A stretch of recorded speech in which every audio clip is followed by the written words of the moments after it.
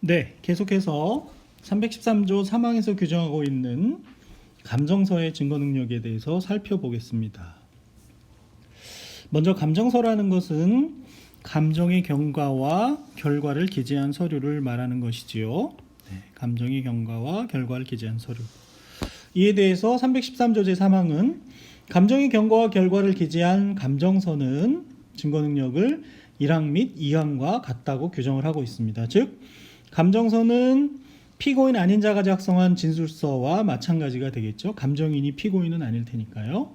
그래서 감정인의 자필이거나 서명 또는 날인이 있고 공판준비나 공판기일에서 작성자인 감정인의 진술에 의해서 성립의 인정이 증명되거나 성립의 진정함이 또는 객관적 방법에 의해서 성립의 진정함이 증명되고 피고인 또는 변호인이 공판준비 또는 공판기일에 그 기재 내용에 관해서 감정인을 신문할 수 있었을 때의 증거 능력이 있다는 것입니다. 자, 여기서 말하는 감정서와 관련해서 171조 형사소송법 171조 1항에 따라서 법원 또는 법관의 명령에 의해서 감정인이 제출하는 감정서는 물론이고 221조 2항에 따라서 수사기관의 위촉에 의하여 감정 수탁자가 작성한 감정서 내지는 감정보고서도 313조 3항에 해당한다고 보는 것이 일반적입니다. 그래서 감정인과 감정 수탁자를 구별을 해놨고요. 감정서가 실무적으로 어떤 경우에 많이 쓰느냐면 혈액감정서, 족적감정서, 정신감정서, 부검결과 보고서, 차량 주행속도 측정장치 정밀도 확인서, 항공기 사고조사 보고서, 음성문 감정서, 경찰견에 의한 선별결과 보고서, 거짓말 탐지기 검사 회답서 등이 이와 같은 감정서에 해당할 수 있는데요. 특히 거짓말 탐지기 검사 결과에 대해서는 아래에서 다음 뒷부분에서 다시 보도록 하겠습니다. 그와 같이 감정서가 313조 1항이나 2항에 의해서 증거 능력을 인정받을 수도 있고 그렇지 않고 당사자가 증거로 함에 동의를 하게 되면 역시 증거 능력이 생길 수가 있겠습니다. 다음 판결을 통해서 특신상태의 의의와 증명, 전문증거의 증거 능력 등에 대해서 종합적으로 얘기하고 있는 판결을 볼 수가 있는데요. 여러 가지 법리가 있습니다만 2012도 2937 판결에서 1항과 1.1항, 1.2, 1.3항에서 얘기하는 것은 특신상태에 대한 것이죠. 특신상태에 대해서는 저희가 312조를 공부하면서 이미 공부한 바가 있어서 그에 대한 복습을 위해서 실어 놓은 것이고요. 여기서는 2항에서 고소장의 증거 능력 관련해서 실무에서 고소장이 많이 제출이 되는데 그와 같은 고소장도 역시 313조에 의해서 증거 능력이 판단된다는 것이죠. 그래서 2.1에 보시면 고소장은 그죠? 공소외인들이 작성한 고소장은 주로 고소장이니까 피해자가 되겠죠. 피해자들이 작성한 고소장은 313조 1항 소정의 서류에 해당하는 서류로서 그러면은 증거 능력을 313조 1항에 따라서 증거 능력을 판단해야 된다라는 판결문입니다. 판례 내용입니다. 사망에서 유도신문의 위법과 그 절차가 하자가 치유되는지 여부, 그 다음에 사항에서 진술 증거인지 아닌지가 요증사실과의 관계에서 판단된다는 부분, 그리고 312조 3항의 경찰 작성의 피해자 신문조서에 대해서는 공범관계에 있는 경우에 공범관계에 있는 피해자 신문조서에 대해서도 역시 312조 3항이 적용된다는 복습을 겸할 수 있는 그런 판례가 되겠습니다. 저희는 주로 고소장의 증거 능력에 대해서 주목을 해봐야 된 부분이고 이 부분에서는 자 다음 판결은 감정서의 증거 능력 인정 요건과 자유심증주의에 대해서 얘기하고 있는데요. 자유심증주의는 저희가 증명력이라는 부분에서 따로 공부하겠습니다만은 증거 능력과 더불어서 중요한 의미가 있는 거죠. 여기서는 주로 감정서의 증거 능력이 문제가 됐던 사안인데요. 죄명을 보시면 살인이지 않습니까?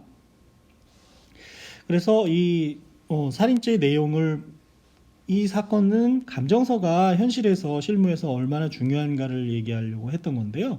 사안 내용을 좀 살펴보시면 설명을 드리면 서울 북부 근교외로 나가게 되면 대전차 방호벽이라는 게 있죠.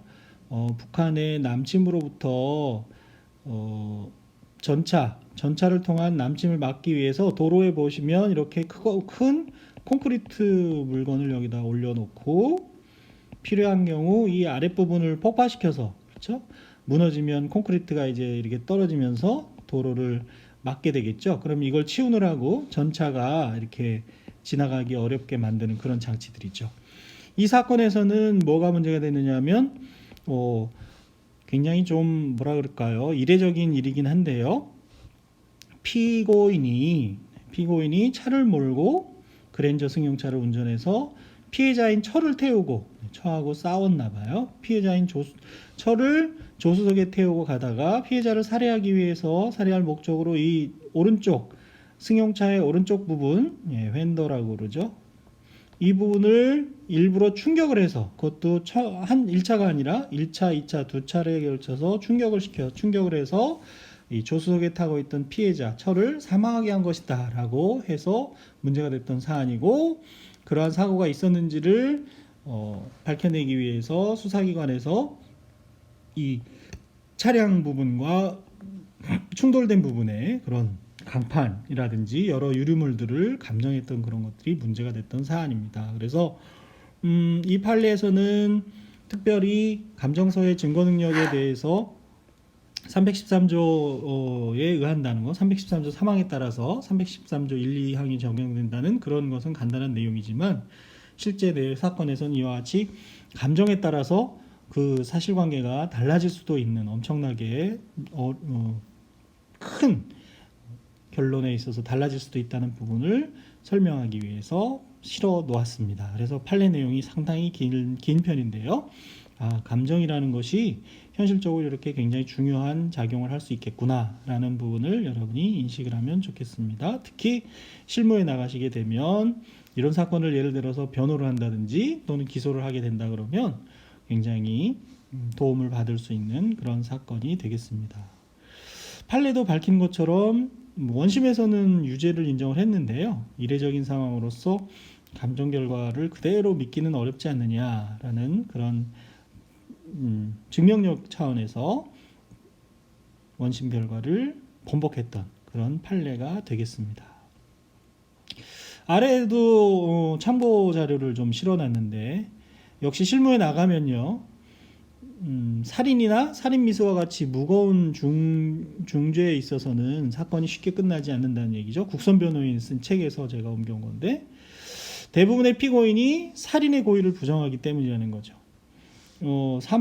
피해자가 사망했다 하더라도 여러분이 아시다시피 피고인의 주관적 구성요건 요소에 따라서 살인이 될 수도 있고 상해치사가 될 수도 있고 폭행치사나 과실치사가 될 수도 있지 않습니까? 그러면은 그에 따라서 법정형이 달라지기 때문에 굉장히 다퉈지는 경우가 많이 있죠. 그래서 처음에는 자기가 죽였다고 자백을 하지만 시간이 흐르면서 죽일 생각은 없었다라고 진술하는 사건이 많기 때문에 그런 경우에 살인의 고의를 입증하는 것도 쉽지 않은 그런 사건들이 많다는 것도 아울러서 알아두시면 좋겠습니다. 자, 이렇게 해서 사망에서는 313조의 예외에 대해서 살펴보았습니다. 그렇죠? 313조는 진술서, 그리고 진술 기재서, 그리고 그 법리가 그대로 감정서에도 적용된다는 것을 알 수 있었습니다. 특히 진술서에 대해서는 진술 주체가 누군지 또 작성자가 누군지에 따라서 성립진정을 어떻게 인정하는지, 특히 313조 1항 단서와 관련해서 피고인의 진술을 제3자가 서면화했을 때 성립진정을 누가 해야 되는지, 그리고 단서에 의해서 완화요건, 이른바 판례가 말하는 완화요건에 의해서 어떻게 징정성립 인정될 수 있는지, 증거능력 인정될 수 있는지를 잘 구별해 놓으시기 바랍니다. 자, 다음으로 314조의 예외로 넘어가도록 하겠습니다. 314조의 예외는요, 보기 좋도록 빨간색으로 일단 표시를 하겠습니다. 314조의 예외는 312조나 그렇죠? 수사기관의 조서, 그리고 313조 저희가 금방 봤던 그 조항들에서 진정 성립을 인정해야 되는 사람들이 나옵니다. 등장을 하게 되는데 이 진정 성립을 인정해야 공판 준비기일이나 공판기일에 진정 성립을 인정해야 될 사람들이 소재불명이 됐다든지 사망했다든지 그 여러 가지 사유로 인해서 진술할 수 없게 되는 경우에 진정 성립을 인정할 수 없는 필요성이 있고, 그렇죠? 특신 상태가 인정이 되면 예외적으로 312조와 313조가 전문 증거에 대해서 예외로 증거 능력을 인정하는 것인데 또 다른 추가적인 예외로서 이중의 예외가 되겠죠. 필요성과 특신 상태를 요건으로 해서 증거 능력을 인정하는 그런 규정이 되겠습니다.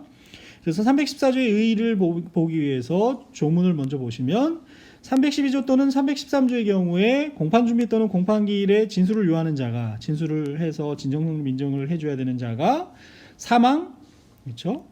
질병, 외국거주, 소재불명, 그 밖에 이에 준하는 사유로 인하여 진술할 수 없는 때에는 그 조서 및 그 밖의 서류, 정보저장 매체를 포함합니다. 서류를 증거로 할 수 있는데 다만 뭐가 더 추가적으로 요구된다고요?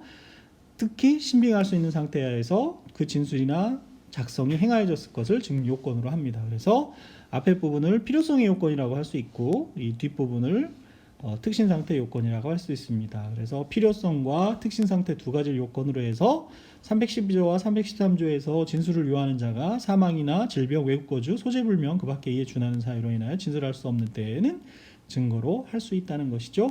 이와 같이 314조는 예외에 대해서 이중의 예외를 인정하시는 것이기 때문에 더욱더 엄격하게 해석을 해야 되겠습니다. 강의한 2항에 보시면 312조 및 313조에 규정된 각종 조서나 서류가 원진술자의 진술 불능으로 인해서 진정 성립의 요건을 구비할 수 없는 경우에 대비하기 위한 보충적 규정이라고 할 수 있고요. 그렇지만 수사기관 작성의 피의자 신문조서에 대해서는 즉 수사기관이라고 하면 사법경찰관과 검사를 생각할 수 있는데 312조 3항의 사법경찰관 작성의 피의자 신문조서에 대해서는 명시적으로 판례가 314조 지금 공부하고 있는 314조의 규정을 준용하지 않는다고 하고 있고요. 312조 1항과 2항에 대해서는 명시적으로 판례가 없지만 견해 대립이 있지만 사견으로서는 역시 314조 4항을 적용하지 않는 것이 옳지 않을까라는 말씀을 312조 공부할 때 드린 바가 있습니다. 그래서 강의한 3과 같은 설명이 가능한 거죠. 수사기관 작성 피의자 신문조서에 대하여는 위법수사의 통제라는 관점에서 본 규정 314조의 규정이 적용되지 않는다라고 거기에 써 놓은 것이죠. 판례들을 통해서 314조에 대한 이해를 좀 더 해보도록 하겠습니다. 자, 2014년에 선고된 2011도 6035 판결을 보겠습니다. 판결 요지가 기재되어 있는 강의안에 기재되어 있는 것은 강의의 성격상 전부 다 판례 전문을 읽지 않고 판결 요지를 주로 읽는 것으로 그렇게 하겠습니다. 형사소송법 312조 4항과 314조는 형사소송에서 헌법이 요구하는 적법 절차의 원칙을 구현하기 위해서 사건의 실체에 대한 심증 형성은 법관의 면전에서 본래 증거에 대한 반대 신문이 보장된 증거 조사를 통하여 이루어져야 한다는 실질적 직접 심리주의와 전문 법칙을 기본 원리로 채택하면서도 원진술자의 사망 등으로 위 원칙을 관철할 수 없는 특별한 사정이 있는 경우에는 그 진술 또는 작성이 특히 신빙할 수 있는 상태에서 행하여졌음이 증명된 때, 즉 그 진술의 내용이나 조서 또는 서류의 작성에 허위 개입의 여지가 거의 없고 그 진술 내용의 신빙성이나 임의성을 담보할 구체적이고 외부적인 정황이 증명된 때 하나여 특신 상태에 대한 설명이죠.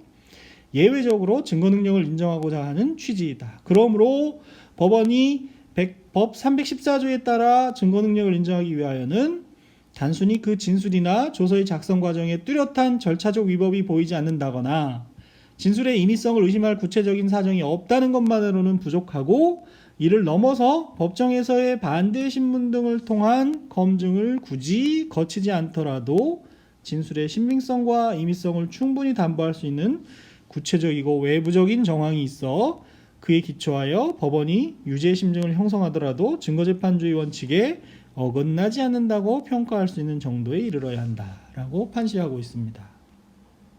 충분히 이해할 수 있는 판시죠. 그리고 그 구체적인 특신 상태의 구체적인 내용은 개별 구체적 사건에 따라서 판단할 수밖에 없겠습니다. 자, 녹음 테이프에 대해서는 지난 시간에도 봤는데요. 녹음 테이프는 성질상 작성자나 진술자의 서명이나 날인이 없을 뿐만 아니라 녹음자의 의도나 특정한 기술에 의하여 내용이 편집, 저작될 위험이 있으므로 그 대화 내용을 녹음한 원본이거나 원칙적으로 원본이어야 하는 것이고, 혹은 원본으로부터 복사한 사본일 경우에는 복사 과정에서 편집되는 등의 인위적 개작 없이 원본의 내용 그대로 복사된 사본임이 증명되어야만 하고요. 그러한 증명이 없는 경우에는 쉽게 증거 능력을 인정할 수 없다. 그리고 녹음 테이프에 수록된 대화 내용이 이를 풀어쓴 녹취록의 기재와 일치한다거나 녹음 테이프의 대화 내용이 중단되었다고 볼 만한 사정이 없다는 점만으로는 그와 같은 증명이 있다고 할 수 없다고 판시했던 사안입니다. 그래서 이 사건은 또 상당히 긴 내용을 담고 있는데, 공공시 시장으로서 뇌물을 수수했느냐 뭐 이런 부분이 크게 문제가 됐었던 사건이고, 이에 대해서 뇌물을 공유했다는 사람의 진술이 있었는데 그 사람이 수사 과정에서 사망을 하면서 과연 그 사망한 뇌물 공여자의 진술의 특신 상태가 인정이 될 수 있겠느냐가 크게 다투어졌던 사건이고, 원심과 대법원의 결론이 서로 달라진 그런 내용이 되겠습니다. 그래서 사건 내용이 판례가 길어서 이 시간에 다 읽지는 못하고 여러분이 읽어보도록 권하면서, 이 부분을 읽어보시면 특신 상태라는 것이 주로 어떻게 문제가 되겠구나 라는 감을 구체적으로 잡을 수 있는, 느껴볼 수 있는 그런 판례가 되니까요. 시간이 걸린다고 무작정 넘어가지 마시고 소설책 읽듯이 쭉 읽으면서 판례 법리를 이해해 주시기 바랍니다. 위법 수집 증거 얘기도 등장을 하고 있고요. 그런 부분을 같이 봐주시기 바랍니다. 한편 그 다음 판례 2011년에 선고된 2010도 1, 2 판결은요, 마약류 관리에 관한 법률 위반점인데, 역시 마약이나 뇌물수수, 기타 이런 사건 등등에서 입증이 어려운 사건들에서 증거 능력이 문제되는 경우가 많이 있습니다. 자, 이 사건의 사안은 피고인이 갑으로부터 필로폰을 매수하고, 그렇죠? 피고인이 갑으로부터 필로폰을 매수하고 또 갑과 을 사이에 필로폰 매매를 알선했다는 혐의로 기소가 되었는데, 그 증거로서는 갑과 을, 그러니까 피고인에게 필로폰을 팔았다는 갑, 그리고 갑과 을의 매매를 알선했는데 그 갑과 을의 수사 과정에서 진술조서가 제출이 됐죠. 1심에서는 피고인이 일체 혐의를 부인하고 갑과 을이 소재불명이 됐어요. 그래서 증언할 수 없는 상황이었는데, 우리가 공부하고 있는 314조를 적용해서 갑과 을의 진술조서에 대해서 증거능력을 인정하고 증명력도 있다고 봐서 유죄 판결을 선고했고요. 항소심에서는 갑이 이제 소재불명이 아니라 증인으로 출석을 해서 종전 수사 과정에서 진술을 번복해서 피고인에게 유리한 취지로 증언을 했지만, 법원이 그 갑이 진술을 번복한 걸 믿을 수가 없다고 해서 1심과 마찬가지로 갑과 을에 대한 수사기관 작성의 진술조서를 증거로 유죄 판결을 선고했던 그런 사안이죠. 그러자 피고인이 갑이 진술까지 번복해 줬는데 왜 그대로 판결이 됐느냐라는 취지에서 상고를 했던 그런 사안이 되겠지요. 자, 그래서 이 판례는 한번 읽어보도록 하겠습니다. 형사소송법은 헌법이 요구하는 적법 절차를 구현하기 위해서 사건의 실체에 대한 심증 형성은 법관의 면전에서 본래 증거에 대한 반대 신문이 보장된 증거 조사를 통해서 이루어져야 한다는 실질적 직접 심리주의와 전문 법칙을 채택하고 있다. 아까 읽어본 판례 내용과 같죠. 따라서 법원은 이러한 실질적 직접 심리주의와 전문 법칙이 형사소송 절차 진행 및 심리 과정에서 원칙적이고 실질적인 지배 원리로서 충실히 기능할 수 있도록 하여야 하고, 그 예외는 직접주의와 공판중심주의에 의한 공정한 공개재판을 받을 권리와 무죄 추정을 받을 권리를 본질적으로 침해하거나 형해화하는 결과가 초래되지 않도록 형사소송법이 정한 필요한 최소한도에 그쳐야 한다. 이에 전문법칙의 예외를 규정한 형사소송법 314조는 그렇죠? 공판준비 또는 공판기일 외에서의 진술은 그것이 비록 적법 절차에 따라 이루어진 것으로 그 임의성이 의심스러운 때에 해당하지 않더라도 사망이나 질병, 외국거주, 소재불명 또는 이에 준하는 부득이한 사유로 원 진술자나 작성자가 공판준비 또는 공판기일에 진술할 수 없는 경우로서 특히 신빙할 수 있는 상태 하에서 행하였음이 증명된 때에 한해서 증거로 할 수 있다고 명시함으로써 증거능력의 인정 범위를 필요한 최소한도로 엄격히 제한하고 있다고 판시하고 있습니다. 그러므로 검사가 공판준비 또는 공판기일 외에서의 진술을 유죄 증거로 제출하는 경우 법원은 먼저 검사로 하여금 그 진술이 특히 신빙할 수 있는 상태에서 행하여진 사정을 증명하도록 하여야 하고, 누가요? 검사가 증명해야 되는 거죠. 특신 상태. 그리고 법원이 이를 엄격히 심사해서 비로소 증거조사의 대상으로 삼을 수 있는 것이다.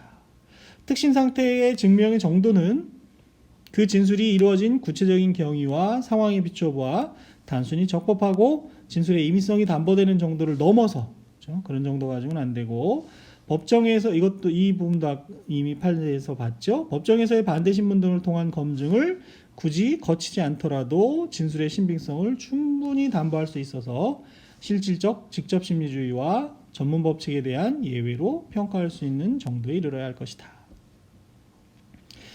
그래서 이 사건 공소 사실의 요지는 필로폰 매매 및 알선에 대한 것이었고요. 그에 대해서 갑의 진술이 법정에 나와서 번복이 되었을 때 그 부분에 대한 특신 상태에 대해서 이야기를 한 것이죠.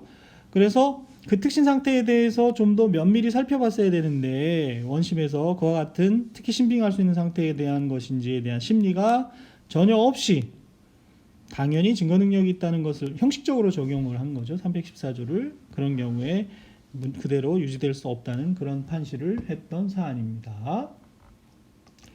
자, 계속해서 314조의 의의에 대해서는 살펴봤고요. 두 번째로 314조의 적용 요건에 대해서 보면 아까 처음에 말씀드린 것처럼 필요성, 사망, 질병 등등 진술할 수 없는 필요성과 특신 상황, 특신 상태 두 가지를 요구한다고 볼 수 있습니다. 여기서부터 이제 소재불명부터 사망이나 소재불명 이런 것을 차례대로 살펴볼 건데요. 먼저 소재불명에 대해서 살펴보면요. 소재불명이라고 하기 위해서는 단순히 소환장이 송달불능된 것으로는 족하지 않고 송달불능 가지고는 안 되고 추가적으로 소재 수사까지 했는데 소재를 확인할 수 없을 것을 요한다는 것입니다.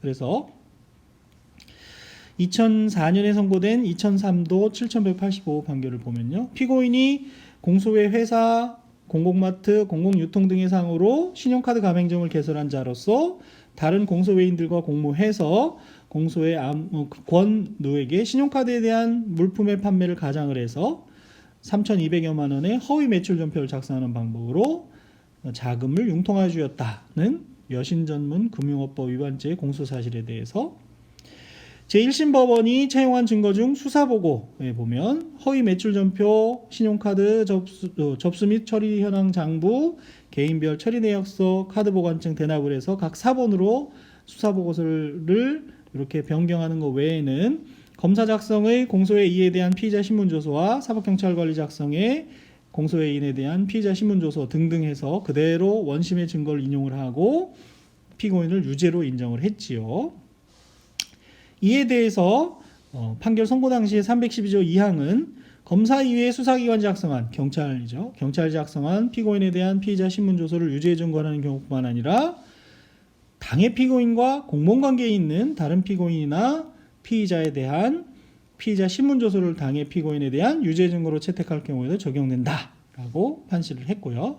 따라서 이 부분을 지금 살펴보려고 하는 것이죠. 특히 312조 3항에 의해서 당해 피고인이 내용을 부인하면 증거 능력이 부정되는 공범관계에 있는 피의자에 대한 피의자 신문조서를 314조에서 증거 능력을 인정해서는 안 되겠다는 얘기가 되는 것이죠. 그래서 아까 본 것처럼 312조 3항의 지금 현행법의 312조 3항의 증거에 대해서는 사법경찰관 작성의 피의자 신문조서에 대해서는 314조를 적용하지 않겠다는 명문의 판례를 인정할 수 있는 사안이죠.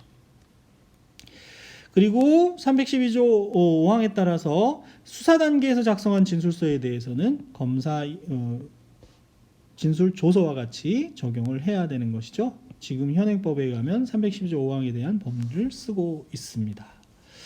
그래서 이 사건의 경우에 사망 이하에 왜 그런 문제가 발생을 했는지, 특히 소환 입장이 송달불능되었을 경우에 대해서 저희가 봐야 되니까 사망까지 읽고 이번 동영상은 마치도록 하겠습니다. 피고인과 공범관계에 있는 공소의 2, 3에 대한 사법경찰관리 작성의 각 피의자 신문조서와 공소의 이 작성의 자술서 경찰 수사 단계에서 작성된 것은 피고인이나 그 변호인이 증거로 함에 동의하지 않았기 때문에 동의하지 않았다는 얘기는 내용 부인의 취지로 부동의한다는 뜻으로 봐야 되는 것이고요. 312조 사망 현행법. 결국 사법경찰관리 작성의 공소의 2, 3에 대한 피의자 신문조서와 공소의 이 작성의 자술서는 증거 능력이 없고 314조도 적용이 안 된다고 했죠. 그렇죠. 그래서 원심이 소환장이 송달불능됐다는 이유로 바로 유죄 증거로 소지 탐지도 했지만 유죄로 증거로 쓴 것은 312조 사망의 서류에 대해서는 314조가 적용되지 않기 때문에 역시 잘못되었다는 그런 판례가 되겠습니다. 네, 시간 관계상 일단 여기서 이번 동영상을 중지하고 다음 동영상에서 계속해서 314조의 적용 요건에 대해서 살펴보도록 하겠습니다. 네, 여러분 수고하셨습니다.